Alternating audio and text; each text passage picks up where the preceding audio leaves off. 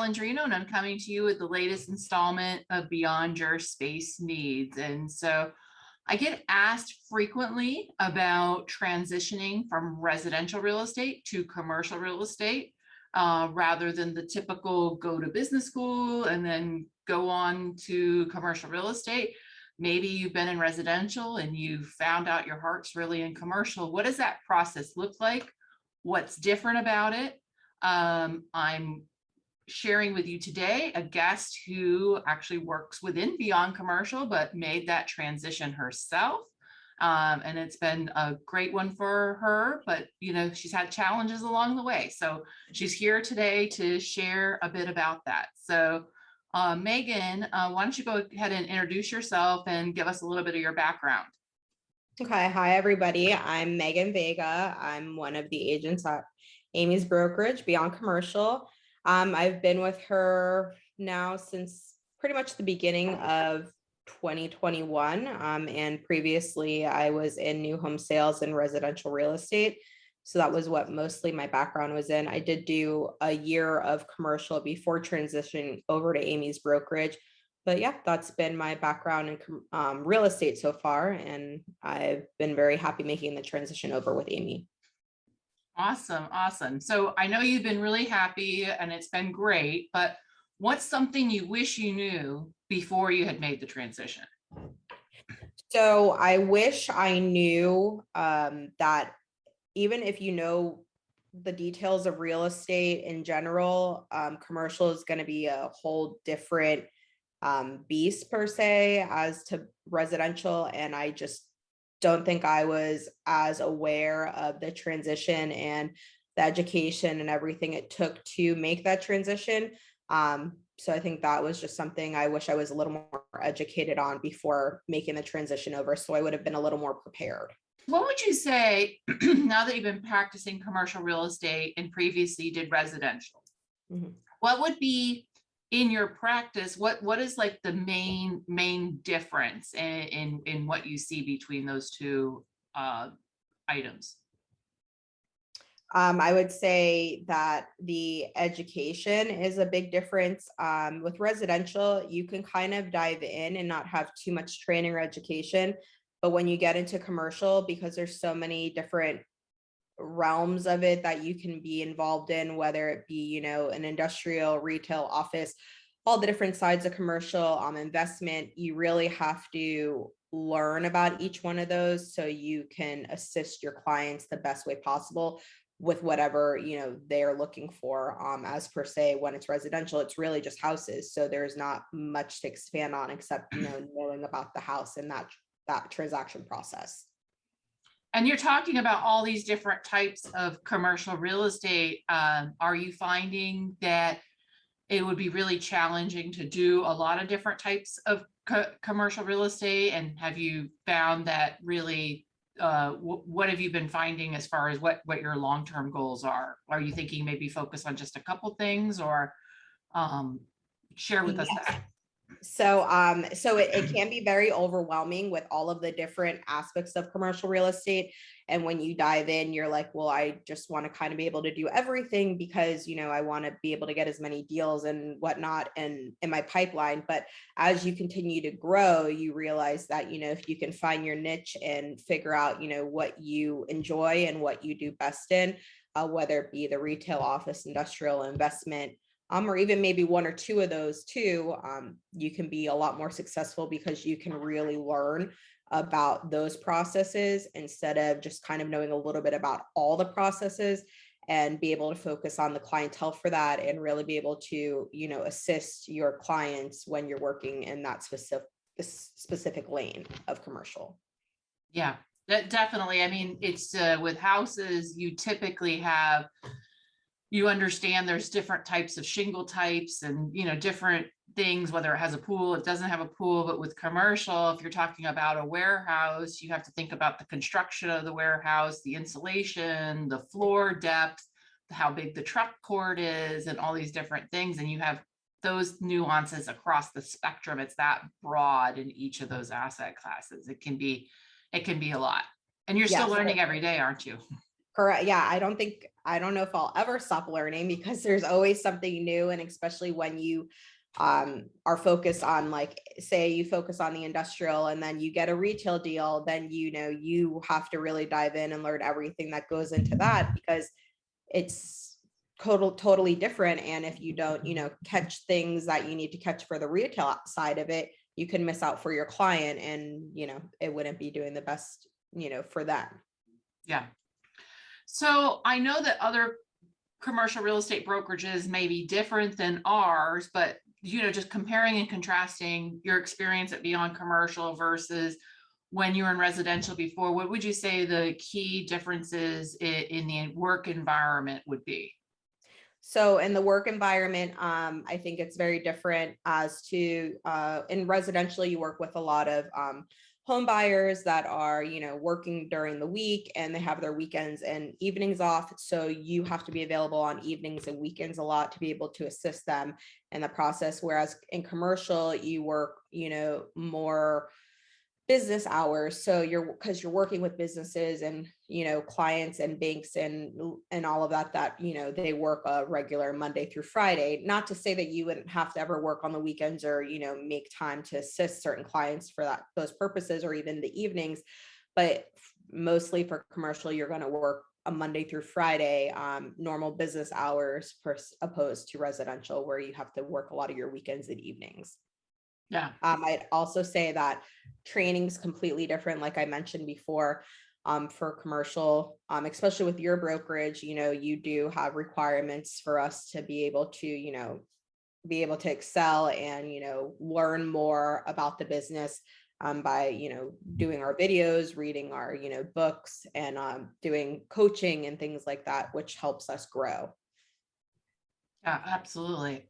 I think you learn all the time. I know we were working one-on-one with each other on a client's like expansion plan, and we were going over financial modeling, and it's almost like, to be a really good commercial agent and advocate and expert like we are, we end up basically having a mini MBA and learning a little bit about general contracting, and we got to understand architecture, and we have to understand all of these different things so that we can make sure everybody that's on the team is doing what they're supposed to do to get them to their results. So The finish line, definitely. Yeah, there's a lot more facets that go into it than with a residential deal, for sure. And so that actually leads into another thing we had talked about is, how do you feel about the level of like responsibility, like in duty in commercial versus to residential? Like what type, how do you feel about that? So I definitely think there's way more duty in commercial, because it's not only going to affect your client, but it's going to affect their business, the employees of their business, the employees' families. It has a longer trickle down effect on, helping a client purchase something for their business, as opposed to a house in residential. In residential, you help, the buyers purchase a home, and maybe if the home doesn't work out, they can always resell and purchase again. But when you're working with business owners, that's basically starting like as their baby, and it grows. You can't necessarily just get rid of it and repurchase, because you're going to be setting up their whole infrastructure for their business there. And it trickles down, like I said, to the employees and families and just all the assets that go into it. So it's definitely, you have more of a duty for a commercial agent, I would say, than a residential, because there's just a lot more entailed in making sure that that business owner has everything they need to make it work, because that's kind of like a do or die for them. It is. They can't just say, oh, I don't like this building, it's not working for my business, let me sell it and go buy another one. It's not as easy as a house purchase would be. It's so before I got into commercial real estate, a lot of people know I was a business law, commercial real estate law paralegal, and unfortunately sometimes we would end up having to do commercial eviction defense, and people would come to us, and really generally there wasn't like anything you could do. You signed a lease, generally you did a personal guarantee, And a lot of agents don't look at rent to revenue ratios. They don't, consider all of these things. The client comes to them and is like, I want a space here. And the agent goes and finds them a space there, but the agent doesn't actually get into their whole business, what their projections are. Does that make sense for the market? Does a competitive analysis. And it's generally that's been their life savings. And sometimes people even empty out their 401ks and everything. And then they actually end up being the sole employee and they're working in their business just to pay their rent. And it's really, really sad. And so I think one of the things that's good to really stress today is somebody's thinking about residential versus commercial, thinking commercial, big deals, big money. Well, it's big responsibility. Yes. And for you to be really successful, you have to be that invested in your client. I think that's why you and I are both successful, is because we are very much invested in our client success, and we understand how big of a responsibility we have to help them. Yeah, I couldn't agree more that, this is it for them. So we have to make sure we get every aspect of it and make sure everything's on point before they make that decision to jump and purchase that building or sign that lease, because that's going to be long term for them. And we actually turn down clients who don't want us to have that level of consultation, because we really don't think that we feel like there's such a high level of professional responsibility. And we found that the more that we're able to add that consultation and be involved, we could help them to make a good decision. But if they insulate us and it's just they're giving us an order like they're going to McDonald's, those are not like our clients, because we're really more relationship versus transactionally based. And so we'll refer those clients out to another agent who's perhaps more like transactional, because we know the consequences of if we don't gather all the facts from our client and make sure they're working with the right professionals and doing the right planning. Yeah, and that's one thing I like, with Beyond Commercial, is that we really do what's in the best interest of our brokerage and the client. It's not just about our brokerage and making money. It's really about, making sure that it's in the best interests of both parties to move forward with something. Yeah. It's interesting. Yeah. I've been in business now for it'll be 11 years in a couple of days. And I really can't think of any business that has actually not continued to grow, because, I utilize all the skills that I had, working as a business paralegal and, going, through the whole entrepreneurship journey myself. I can't always guarantee that that's always going to happen, because you have market changes and those kinds of things. But I feel like I try to put them in a position that they can continue to evolve and grow. And so I'm glad you like to do that too. So awesome. That's why you have so many returning, business owners coming to you to continue to expand their business. So, hey, you set them up, then they're going to be a serial business owner, and they're going to be referring, then they're going to be referring their siblings and their kids later on. And it's wonderful. It's amazing. So, yes. What would you say? So that probably leads me into the other thing. What's been the most fulfilling part to you so far? I think it's been fulfilling to have the flexibility with my family being able to make the transition. And then it's also been fulfilling about being able to really help a business owner and then see them really succeed in that, process of, they were leasing and then, they wanted to buy, and, we were able to assist them in purchasing that first property, which is like their baby for them, and then really helping them, to tie all the other loose ends together to have them, prospering in their new business, So I think that's been very fulfilling too. Yeah. Oh, so here's a great question. So having worked residential and having worked commercial, in your opinion, do you think someone can do residential and commercial at the same time? In my opinion, no, you cannot. There's too much focus that needs to be on commercial to be able to do residential deals as well.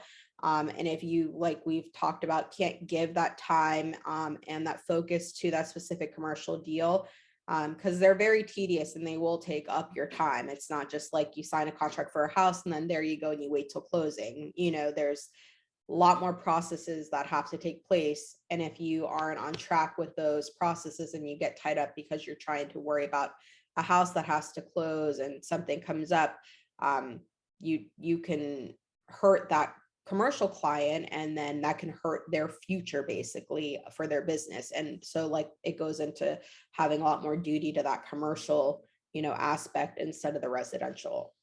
So I It don't. seemed to me as though that person would end up getting burnt out, because like commercial, you're having to do Yeah. all your showings during like business banker hours, and Yep. then residential, you're working nights and weekends, and then like how energized is that person really gonna end up Yeah, you don't being, in have my time opinion? for anything else. Yeah, because your time will be literally taken up between both. And you Yeah. might not, you think you could make more money doing that, but if you're not as efficient and you're missing things, and deals can fall apart, and then you're not going to be, making the money that you thought you were because you're burnt out, tired, and everything's falling apart, basically. And then I've seen two instances, agents try to do every single thing, every aspect of commercial, all the residential too, that they do become less efficient. And also then they're just not, they don't perform at the same level. And then Yes. I tend to find that those agents too aren't necessarily able to command that they don't have as much value. And so Mhm. then it ends up becoming a self-fulfilling prophecy, that all of a Yes. sudden they're having to downgrade, how much they're getting paid, because they're not operating at the same level as some of these other commercial agents. And so then they're having to work even harder and even harder, and then it just all falls apart. So it's kind of like Yeah. a downward spiral. Could there be some exceptions to this rule? Maybe it's someone that, they do commercial, and maybe they have someone that is a commercial client, and maybe they might like help them on something, Yeah. like a residential investment or something like that. But to do a full, I'm going to take everything in a kitchen sink, I find that you just continue to perform at a worse and worse and worse level, and then Mhm. you get paid less and less and less, and then you're having to work harder and harder and harder. And like, I don't think that's a great quality of life. So Yeah. Yeah, exactly. doesn't fit with our culture. So Correct. like, yeah. So Yeah. all right. Well, anything else that you want to share? Maybe like a success story that you have? As we talked about training and stuff, going through the CCIM courses, being able to go through my first CCIM course really taught me a lot about financial analysis. And with one of the investment clients that I'm working with, I was able to take it up a notch on comparing properties for him financially because of what I had learned in that course. And without being pushed to take that course and, learning about that, I wouldn't be able to service him that way because I had no idea, how to run those financial numbers previously. But being able to do that, I really was able to show him the value and what property would work better for him for his situation. So I think that was definitely something of a success for me because I wasn't, able to do that before, and taking the initiative to do my education and stuff really helped me. And it really made him open his eyes too. And he was like, I brought value to him because I was Yeah, able to do that. Yeah. absolutely. And we really have a performance mindset here at Beyond Commercial, and so we're always focused on bringing something in. So if you think of like a Michael Phelps or like a Michael Jordan or something like that, they're constantly adding something new into their routine. Or they think about Tom Brady, and so like here, like I'm always pushing everybody to try to do something new and do something new, and we're just trying even just to get maybe 1% better. And if we could just, even me, I always think I have capacity to be better than I am today. Do I think I'm pretty good? I actually do. So You are, I you are, do, you but are. it's because of practice, and I pushed myself hard, and I trained really hard, and I've had coaches pushing me, and then like I really want like the same culture for you guys, because I just feel like it would be to my to your detriment if I'm not pushing you. And then you're just going to be one of those people that kind of come in, do a couple deals, and you're like, oh my God, this is not what I thought it was going to be. And then they quit. So Yeah, exactly. yeah. So yeah, I always tell people, you know what I tell everybody, Megan, right? That when they first come in, they're going to starve and eat day old bologna and work a whole bunch of time if they're going to come here for a little while. Let's not But scare them then, off. Yeah, it's true. But I mean, the one but thing it I could, will say though is picking the correct brokerage to come to you can really make or break you as well. So, you want to make sure that you fit in with the culture and, everything when you're making that transition, because, that can really make or break the transition for you to be successful, I'd say. So, that's a really good point, Megan. I just had the epiphany talking about this, and I've never thought about it before. Is like, you talk about the business owner, usually this is do or die for them. They're putting their whole investment into this location to start their business. I mean, it's kind of the same with a real estate agent, especially if you're going to commercial where you're not going to have money right away, and it's going to be a really long time, and it's going to be a lot of work.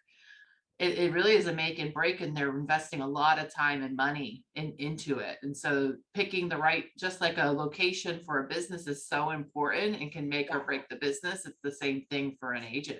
I have never thought about it that way. Yeah, it is. And, you want to make sure that you set yourself up to be successful and you have like the support that you need to be successful, because some seasoned agents might not need all the training and support, and they might do better at a different brokerage. But if you're making a transition and you need that support and that training, you want to make sure you go somewhere that will offer that for it to you. So if you want to go from residential to commercial, there are some people that maybe they may be like naturally, gifted or something. It's like, when you're trying to train to be, run a marathon, and there's a lot of people that can self-train and, do that. But I mean, that's a really small percentage of people. Like, I even found I'm one of those people when I wanted to run a marathon, I got into like a training group, and I was around like-minded people who were offering me the right resources. And so that I was successful. Actually, I ran a half marathon. I did make it up to 16 miles at one point, but I was like, I cannot do a full marathon. But I think the same thing with commercial real estate is that maybe there are folks that are very self-starters, and maybe they find the right resources and they'd be able to find success and be able to go somewhere that maybe doesn't have quite as much support. However, if you really are trying to perform at a higher level, it's good to be in a community of like-minded people. Yes, agreed. Yes, definitely. Going towards a hard goal. So awesome. Well, thank you so much for your time today, Megan. Having me. Thank you so much to our viewers and listeners for tuning in to Beyond Your Space Needs. And make sure, if you haven't already subscribed to our YouTube channel, to please subscribe. We have some really, really, really cool content coming out soon. So I can't wait to share it with you.